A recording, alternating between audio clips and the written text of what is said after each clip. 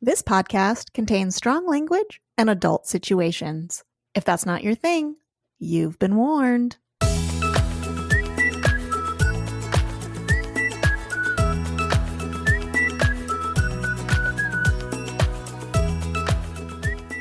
Welcome to the Fuck My Work Life podcast. I'm Kay. And I'm Jay. Have you ever had a bad day at work? Well, in this podcast, we share your weird, wonderful, and sometimes horrific stories from the workplace. Which may leave you thinking, maybe I don't have it so bad after all. Maybe not. Let's do this. Let's get into it. Welcome back, fuckers. Hi, fuckers. How's everybody doing? We don't care. We care. We just can't hear your responses. Yeah, we can't hear your response. Yeah, that's. You can. I guess that's a better way of. You can hit us up on the socials and tell us how you're doing. Yeah, maybe one day we'll do a live cast. Maybe. Yeah, I don't know how we do that, but it's a good idea. We need way more followers on TikTok to make that happen. Oh, I know, but you can do Instagram Live, but who gives a shit? Anyway, hi, welcome back, fuckers. It's just Jay and I today. Yes, you have the OGs today. The OGs. I hope you enjoyed our episode with Stig and Punk last week. Yeah. Fun. We had fun with those guys. Shiny bastards.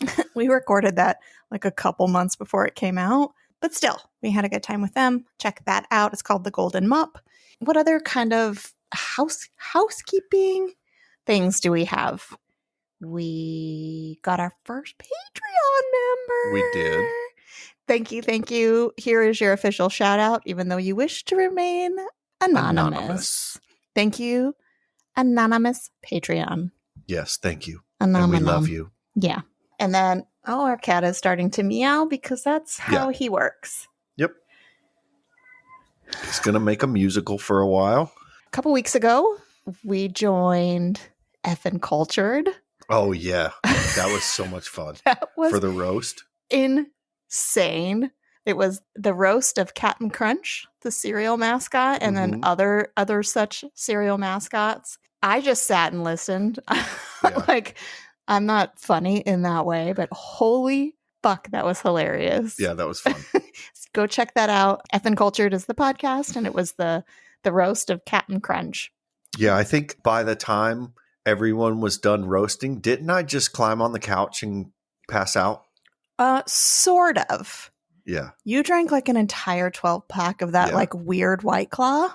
Oh, yeah. And because you were sitting for like an hour and 15 minutes, and I think you finished that in that amount of time. Yeah. And when you stood up, you kind of were like a ping pong ball, and you were kind of like bouncing between the cabinet and the fridge. And then I was like, get some water and go lay down. Yeah, that night was actually the first time in a long time where I was like, I might puke. Wow, really? I haven't done that in forever. That whatever White Claw that was real gross.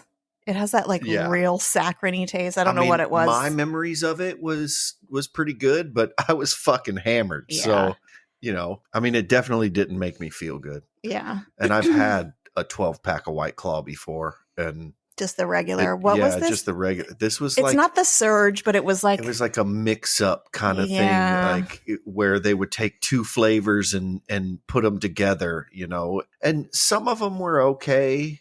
Anyway, we were fuckered and we roasted Captain Crunch. Roasted some Captain Crunch. The Rice Krispie treat people. Yeah, those guys. Honey Smacks got a lot of shit. Honey Bear. Honey Bear. Yeah, Honey Bear. It was fun. What was the name of the guy from Lucky Charms? Lucky. Yeah. Okay. Lucky the Leprechaun. Yeah. Yeah, it was fun. Go give that a listen. Also, breaking news. We joined Reddit. Oh, yeah. I have never used Reddit before. We got a big response. We got a decent response. Not big in the Reddit world. But how many days have we been on Reddit? 2. And how many responses did we get? Because I know we got like 10 last night alone. Yeah, I think we're up to like 30 something responses. Yeah, so and those are gonna be for an upcoming episode. Yeah. So we joined that. We made a subreddit called Fuck My Work Life. So if you are on Reddit and you want to join us there, please do so. It's a strange place, Reddit. Yeah. Crazy, but we're there, and I think it will actually help drum up a lot of fun work stories. Yeah. So that's the main reason we went on there, was just to like another avenue to get some cool work stories from people. I'm pretty sure all of our listeners know by now that my social media presence is very minimal. Yeah. Because I'm kind of ignorant. I know how to go on the app and look at things, but everything else, even Twitter, I understand Twitter now that you've told me like 50 times what I'm supposed to do. How to Twitter. Yeah. But I still go on there and I'm like, I don't fucking know. You know, it can be overwhelming. I see like you post stuff on Twitter and I'm like, oh, I want to see the comments. So I click the comment thing and it just brings up me and tells me to type something. Yeah. I get to the point where I just, I throw my papers up in the air and I'm like, fuck this, I'm out. Yeah. I'm going back to TikTok. I like to figure these things out. And I will figure fucking Reddit out one way or the other. I don't really plan on it being a huge social thing like Twitter is, I feel, for us. No, but it is, I think it will be a good way to kind of, because people love telling stories on Reddit. Exactly. So.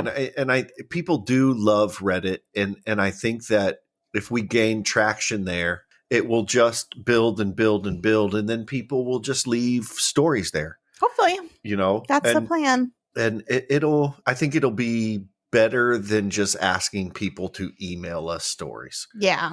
Because I know that is can be a lot of work, for people. So anywho, drink. Cheers. Cheers. And on that note, we drink because we work. That's right, y'all. Do you want to go first and tell people what you're drinking? Sure. I'm sure they know. So I'm over the palate. We tried. And did we really try, though? Those uppity fucks. Well, I mean, we said shit, and that was about as hard as we said some stuff. That's about as hard as I try on Twitter. Yeah. That's how hard we tried. We gave it the good old J try. Yeah, we gave it the good old Twitterverse try. Yeah. And didn't get a palate. So I am drinking Coors Light. Yep. Yeah. So, I don't know if you want me to tell you. It's from the mountain Golden, Colorado. Golden, Colorado, as the mountains are blue. It's 4.2% alcohol. Fuck it. I'm going to go full bore. Mountains are blue. It's true, baby. Colorado Kool-Aid. Coors Latte. Coors Light. I am not drinking Coors Light. No. I have featured this, I guess you can call it a brewery before. It is local to us.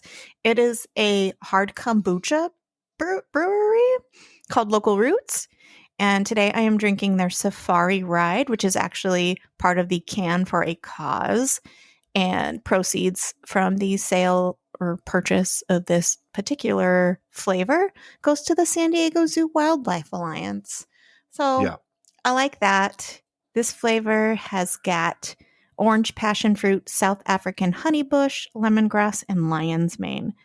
That's really good. It's kind of the least kombucha-y tasting. I feel like it was pretty good. Yeah.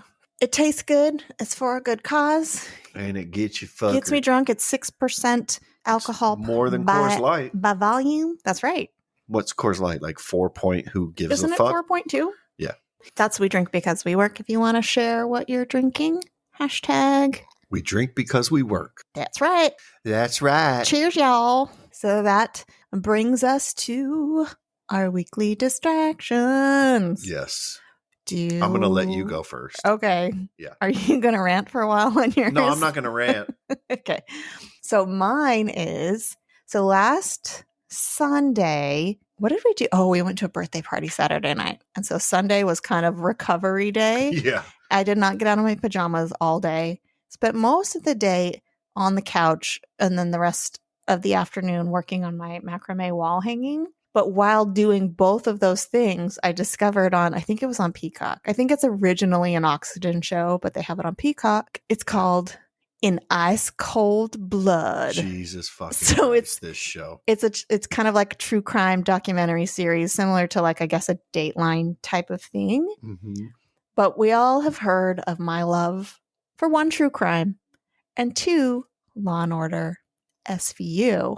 So because this is In Ice Cold Blood, This one is hosted. Oh my God. By Ice-T, who fucking A. I fucking love him. He's so like, there's just one emotion that he just always has. His acting in TV shows is pretty much the same as his acting in like him just being himself, because that's not acting. Him being himself, he's hosting. But I love him so much. So I watched I don't know, like 10 episodes of that show. Babe, we fucking jammed all of it. 6 or 7 hours straight of that shit. Maybe even more. Yeah.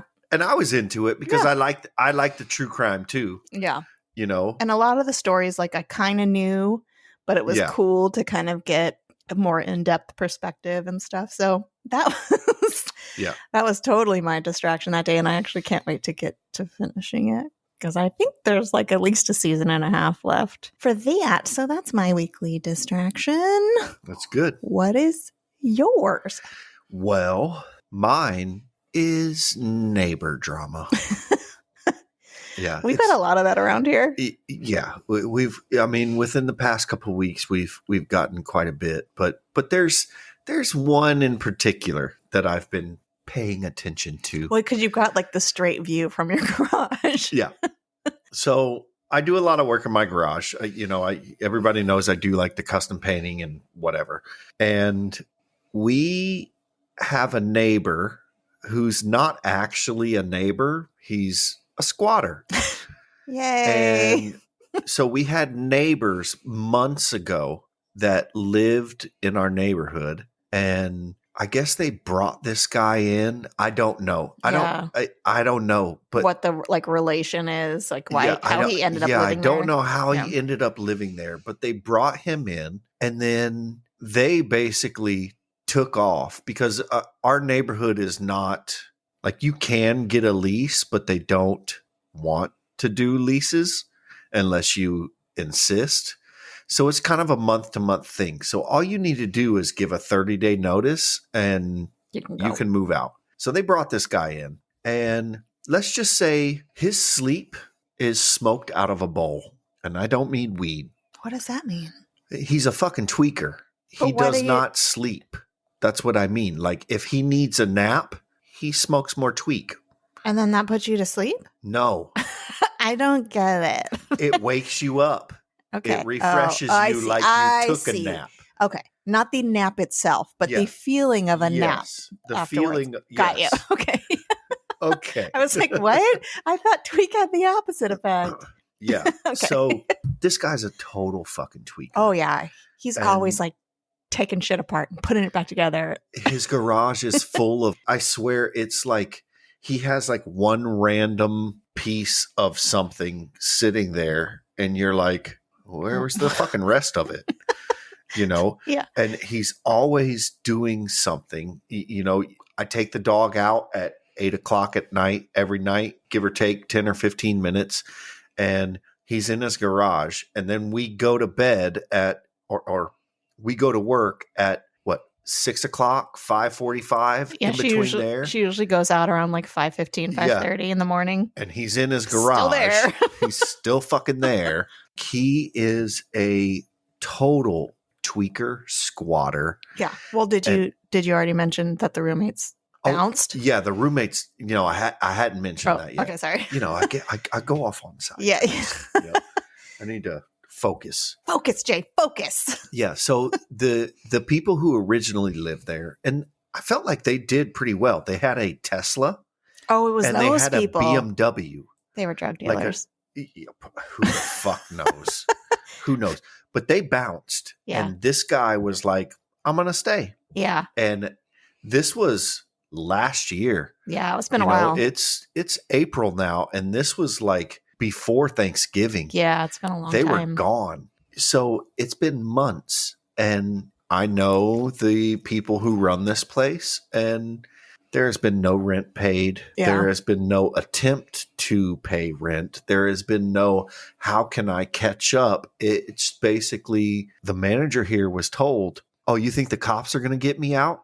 I'd like to see them fucking try. Yeah. Yay. That's what our manager was told.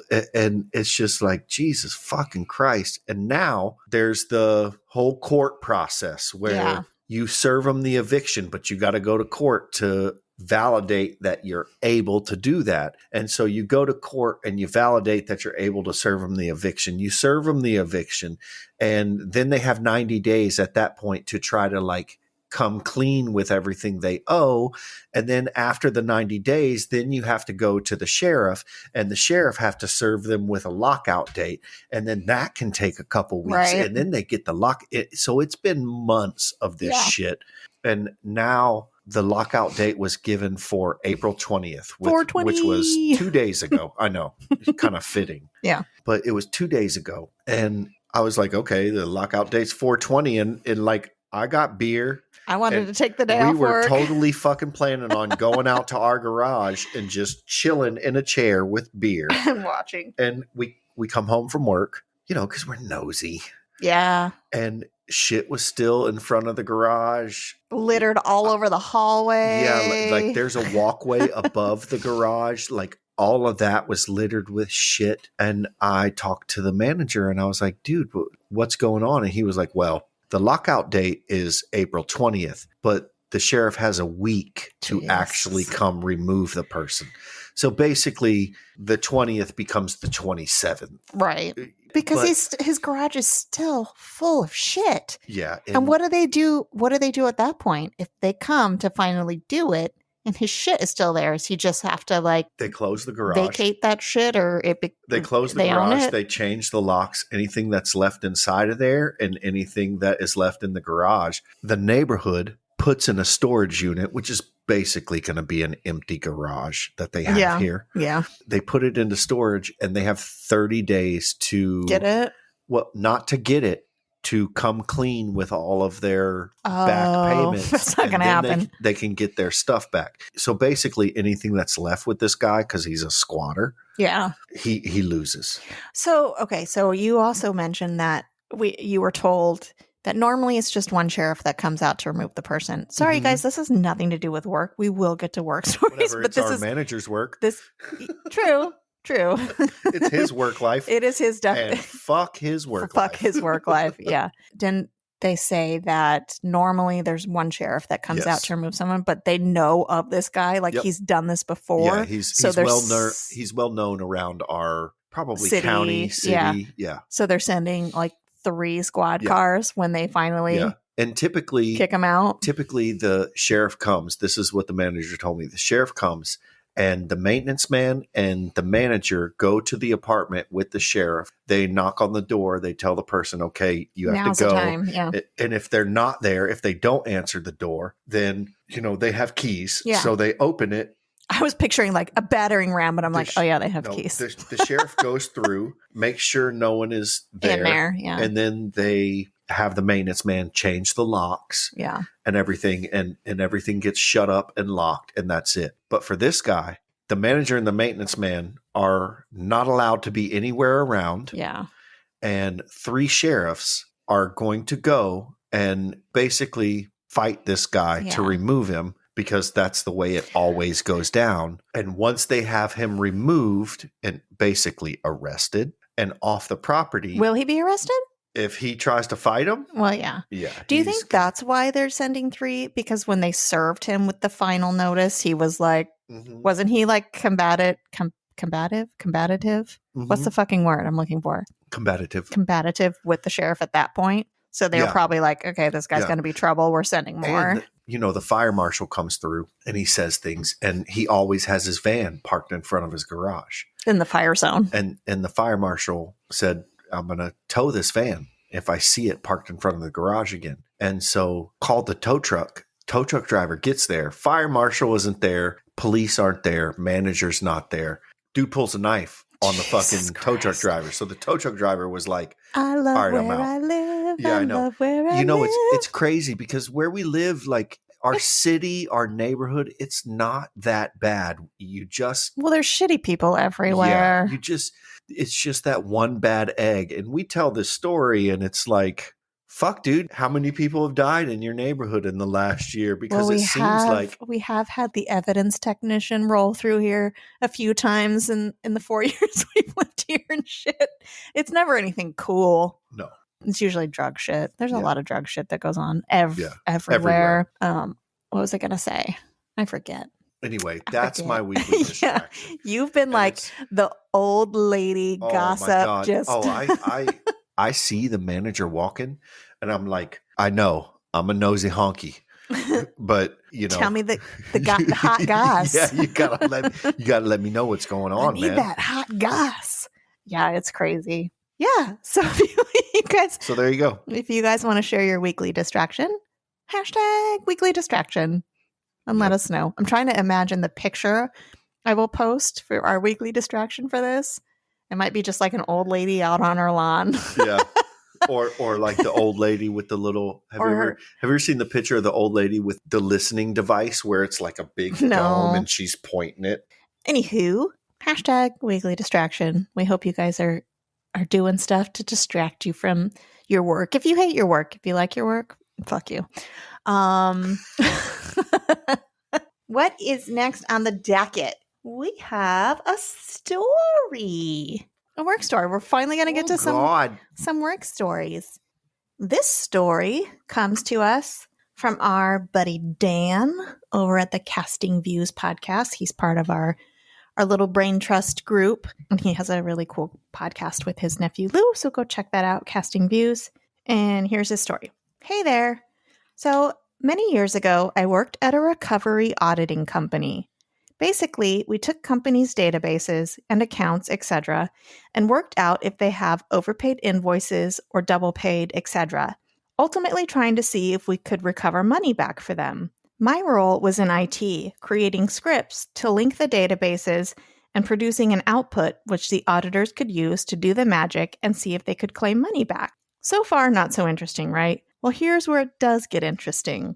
The company I was at started to use a new method for their work, where a company would give us their finance or sales department's mailbox and run it through a program that would strip attachments from mails. The idea being that the emails would have key data and the attachments would be the invoices themselves.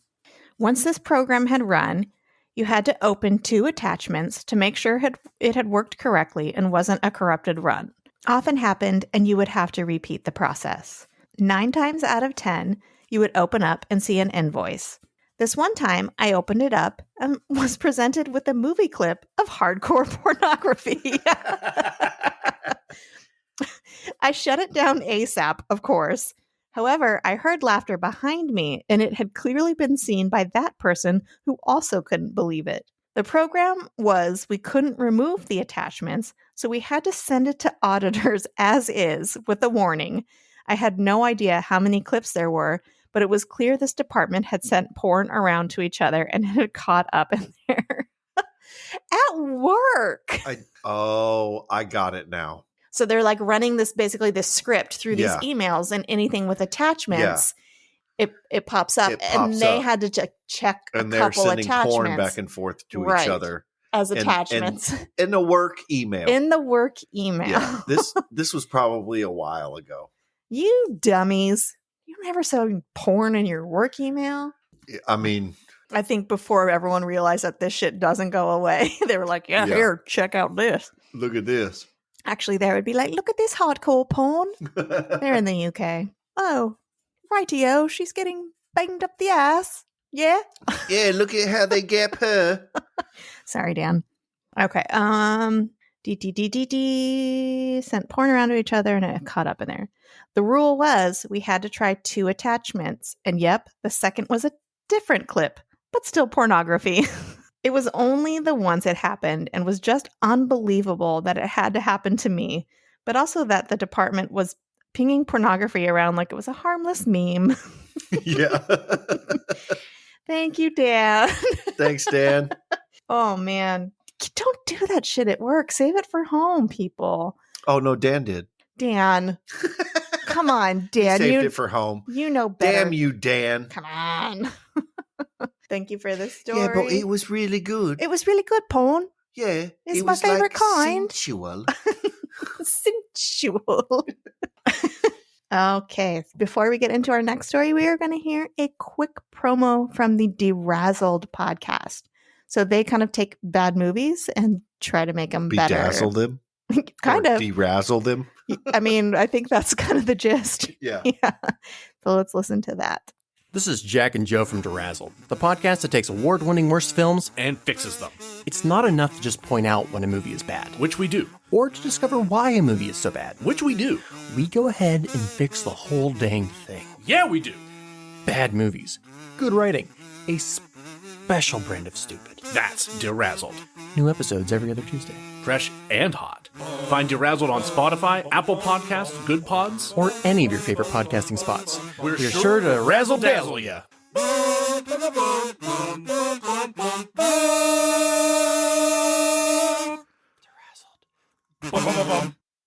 Be sure you go check those guys out. We got a funny podcast. Ooh, I'm feeling my kombucha. Oh, dang. They got a funny podcast. Check it out. Yes, it's so good. It's really good. You got a story for us, Jay? I do. Don't spill your beer. I don't want to spill my beer. That thing costs like 75 cents. This is my healthcare story. First off, you all are great. I believe I'm caught up and I love the stories. Thank you. This ended up being hilarious, but at the moment it went down, it was a huge fuck my work life. We love those. Yes. So I work for a huge lab that's nationwide. At the time, I was a phlebotomist. Damn, I actually said it. You did. Fucking A. First try. I thought for sure I'd be like, phlebotomist. That's such a fun word. Phlebotomist. At the time, I was a phlebotomist at PSC, Patient Service Master Center. We opened at 8 a.m. 6 patients were already outside waiting for us to open.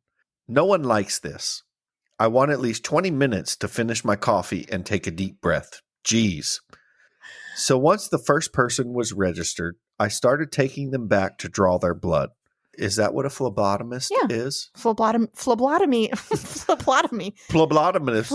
Phlebotomy is like blood. Blah, blah, blah, blah. Blah, blah, blah, blah. So it's probably like one of those places, when you have to go give blood or do blood tests, you just go to those specific places. So once the first person was registered, I started taking them back to draw their blood. By the time I made it to patient 4, the whole damn waiting room is full and we're doomed to be busy till lunch now.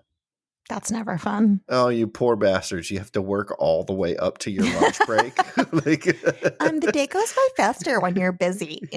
Yeah. So I'm directing people. Bathroom here, cups in the corner, put your name on it, pee. When finished, bring it out. Sit on that sink. Oh. Go sit on that sink. We'll service you.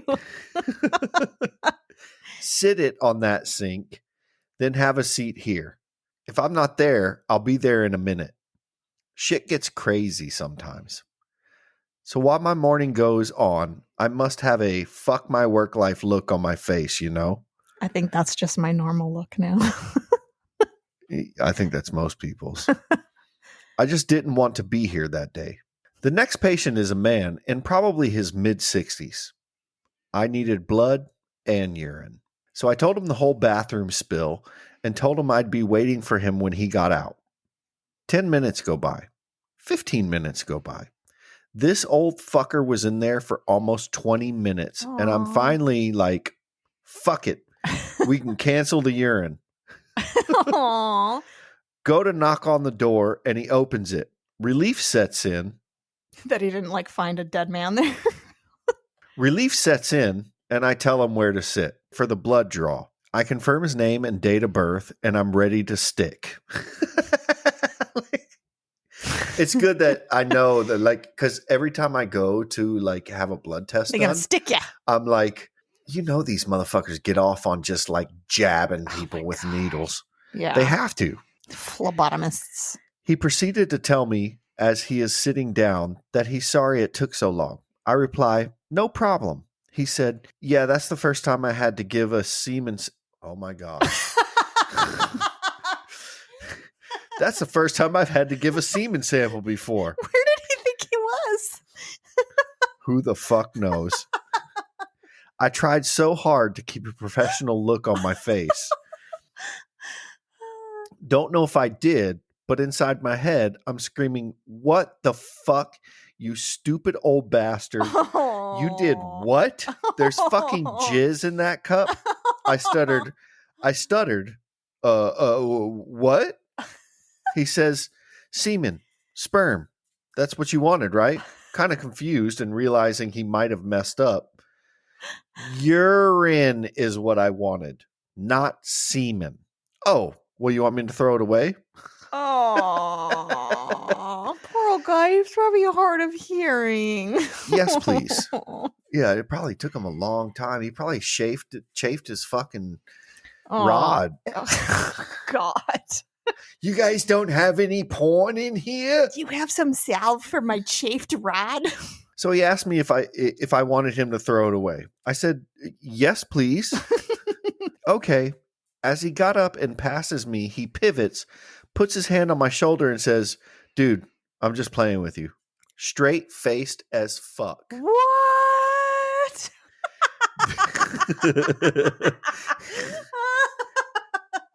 This man made my day, and I told everyone that story for a week. That is I hope awesome. you enjoyed. Moose from the Moose Lounge podcast.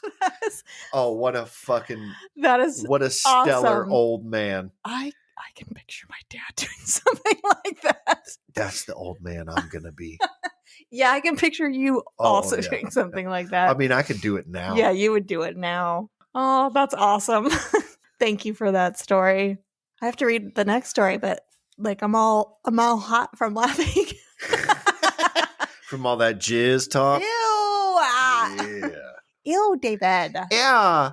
All right, so this one comes from Reddit. So this was posted by OK Outlandishness 1363. Hello all.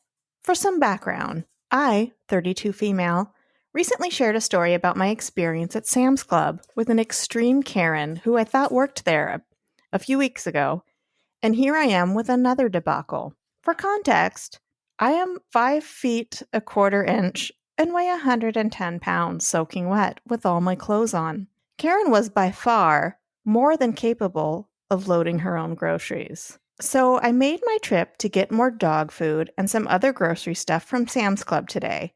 And the dog food was on sale, so I got like 4 bags of it and a few cases of water on a flatbed with some other assorted stuff, chips, etc., etc. I was in and out as I did the scan and go. Bless you, kind soul, who told me to do that on the comments of my last post. And left my cart by the unloading zone while I pulled my car up. I am loading up my stuff, and this lady shows up and is hovering behind me. So I ignore her, and then she did the dreaded Karen throat clear. I have no idea why she is doing any of this, so I assume she was waiting for someone. I finish loading my stuff and lock my car and take the flatbed inside and come back to go to get in my car, and this is the conversation that followed. Karen: hello, I've been waiting for you to load my groceries while you lollygagged around. Me: ma'am, I don't work here, so I will not load your 2 carts full of groceries in your car. Karen, sputtering: so I don't see why you can't just do it for me. Jesus fucking Christ. Me: because I don't work here.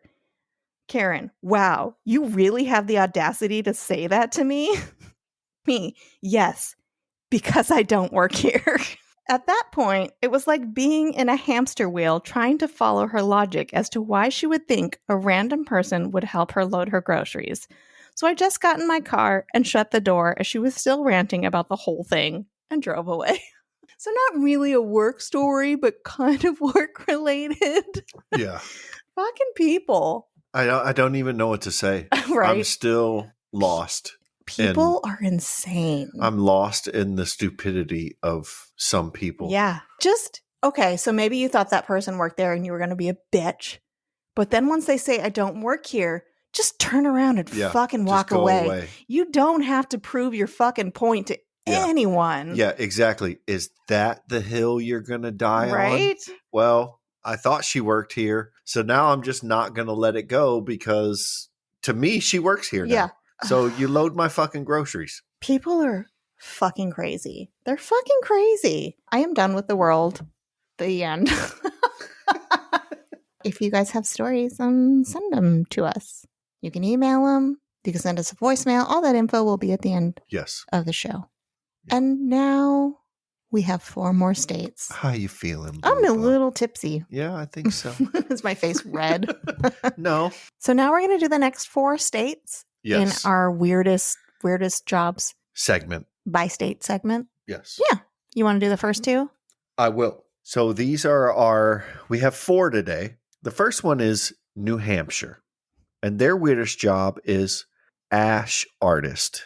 Ass artist. New Hampshire is home to studios like Terrapin Glass Blowing and Art from Ashes that takes the ashes of deceased loved ones. Oh, God. And turn it into a memorializing work of art. Wow. That is not where I thought that was going. Well, I feel like they should elaborate more, but they don't. That's it? That's it. Wow. Yep. Okay. The next one is New Jersey. Mm-hmm. And I was kind of reading ahead just now, and I read it wrong. Their weirdest job is gum buster. Can you imagine what I thought it said? Gum buster? Yep. Stepping in gum is frustrating and gross. Fortunately, gum busters of New Jersey and New York have the tools and the skills to make sidewalks safe from sticky, discarded gum. That sounds like a commercial. Is that really a skill? It's a job. I think you just need the tools. Say it's a skill. They said it was a skill. They said the tools and the skill. I think you just need the tools. Yeah. And you can pick up gum off the sidewalk. Yes. Okay. Ew. No thank you to both of those. Yeah. Especially like the cum dumpster. That's yeah. Who wants to be that? Okay.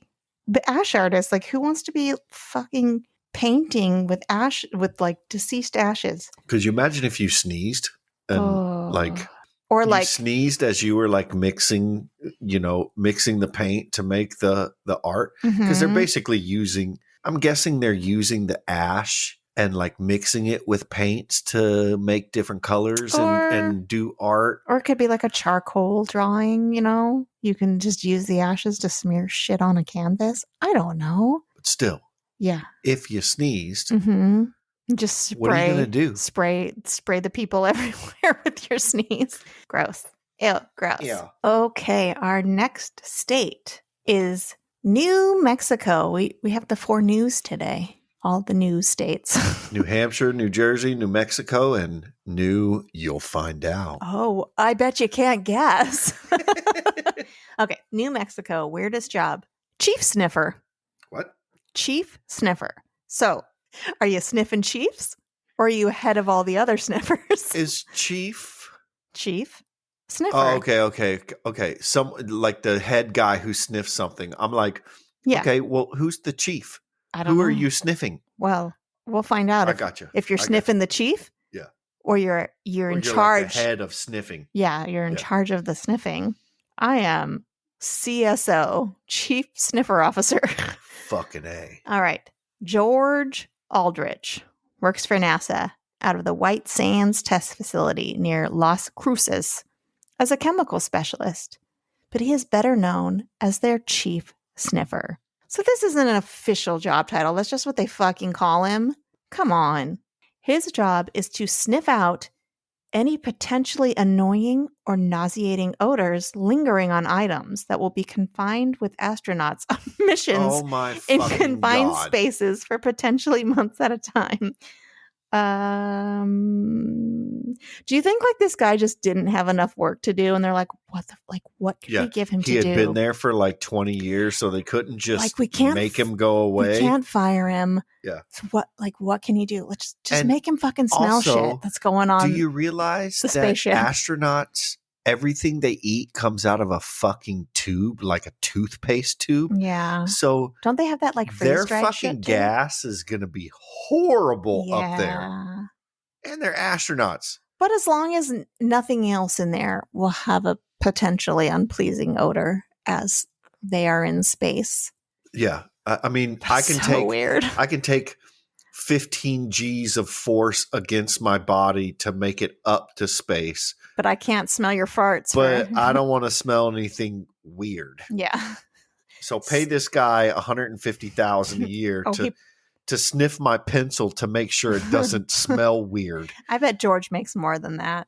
Oh, I bet he does. Hey, George, if you're listening, Yeah. let us know how much you get paid to sniff shit. Hopefully it's not actually shit. Okay.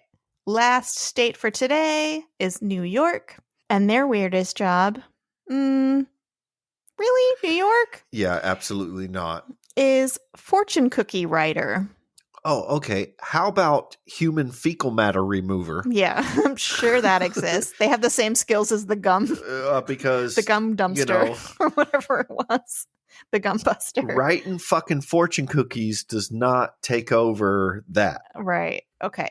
Ever wonder where those messages in your fortune cookies come from? Which are rarely actually fortunes. They're usually just fucking sayings. Yeah. Don't call it a fortune cookie then. Call it a sayings cookie. Yeah. An inspiration cookie. Step on the crack, break your mother's back. Okay. It is likely they came from Wonton Food, the world's largest fortune cookie manufacturing center, which is located in New York. Buyers can also write their own custom fortune. Great. Enjoy that job. They got that in San Francisco too. They do. Maybe that's the second largest. I'm pretty sure they probably have it in LA and they probably have it in... I don't know about one in LA. There's definitely one in San Francisco. I guarantee you, everywhere, every big city that has like a Chinatown is going to have a fortune cookie factory. Probably. But like New York is huge. So like the factory itself is probably huge. Hey, New York fortune cookie writers, start writing some actual fortunes. Yeah. And get those goddamn lottery numbers. Yeah. Give me some good lottery numbers so I can quit my job. Okay, that's it for our weirdest jobs by state. If you live in New Hampshire, New Jersey, New Mexico, or New York, and you can think of a weirder job, which I know you probably can, let us know. You can hit us up on our socials, which we will list out at the end of this episode. Yeah. Yeah. I've been like jokingly saying thank you a lot. Thank you. And now it's just coming out naturally. I'm like, oh, I got to stop that. Yeah. I got to stop that. You're going to get it. Thank you. Uncut jobs. Uncut jobs. All right. Thank you, everybody, for listening. Before we end the show, we are going to play a promo for the live stream for The Cure, which is an event coming up in May. And it's 45 hours of live content. And they are raising money for cancer research. So we're going to hear that promo. And before we get to that, thank you for listening. We love you. We love you guys so much. We've had such a fun time doing this. Yeah. So send us more money. I mean, stories. Send us stories. Yeah, stories. That's what I meant. All right. Love you guys. Bye, fuckers. Bye, fuckers. Hello, everyone. My name is Nick. I'm the host of Nikolai's Kitchen, and I'm also the host of the annual live stream for The Cure. Live Stream for The Cure is a charity event where we raise money with content creators and podcast partners from around the world for the Cancer Research Institute, a wonderful nonprofit researching cancer immunotherapy, training the body's immune system to fight all forms of cancer. This is a mission and a future that I truly believe in. And myself and my team worked tirelessly over the past 5 years to raise over $50,000 for this cause. This year, we're aiming for our biggest single goal to date of $20,000, and we cannot do it without your help. Please join us for the event May 19th through the 21st, starting at 9 a.m. Eastern, for 45 hours of content from people all over the world. Together, we can bring hope for a future immune to cancer. The more eyes we reach, the more dollars we raise. Please help us in making this goal a reality. Together, we can make a difference.